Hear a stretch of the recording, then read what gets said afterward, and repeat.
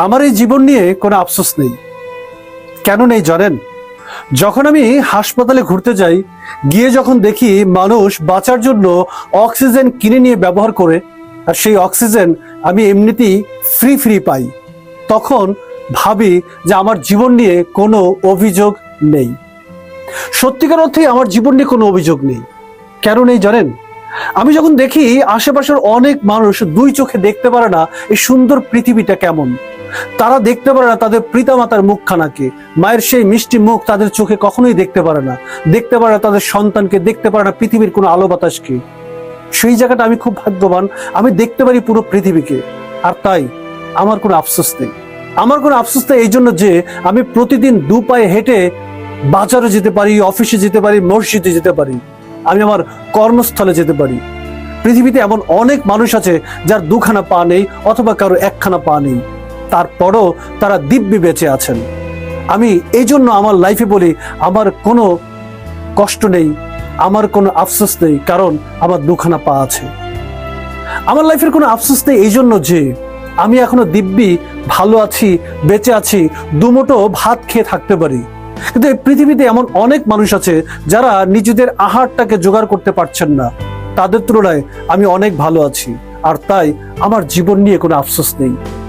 আমার এই জীবন নিয়ে কোনো আফসোস নেই, কারণ রাস্তায় এমন অনেক মানুষ আছে যারা নিজেদের মাথা গুঁজার ঠাঁই খুঁজে পায় না, তাদেরকে থাকতে হয় রাস্তার পাশে কিংবা ফ্লাইওভারের নিচে অথবা ড্রেনের পাশে।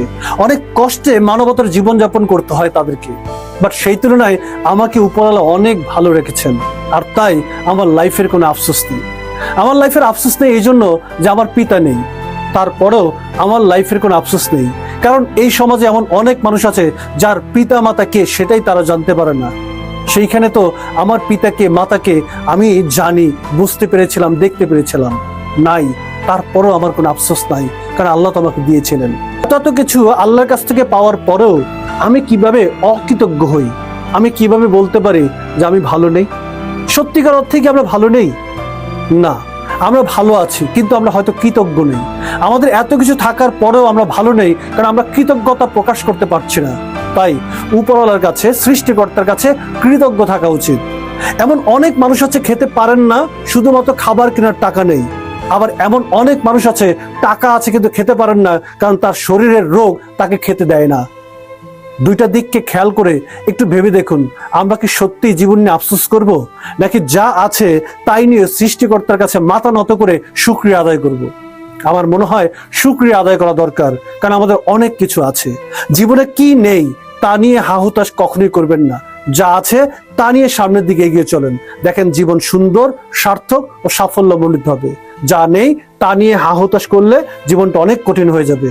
আর যা আছে তা নিয়ে যদি উৎফুল্ল মনে এগিয়ে যেতে পারেন, জীবনটা সুন্দর, সার্থক, রঙিন হয়ে উঠবে। সবাই ভালো থাকুন। আসসালামু আলাইকুম।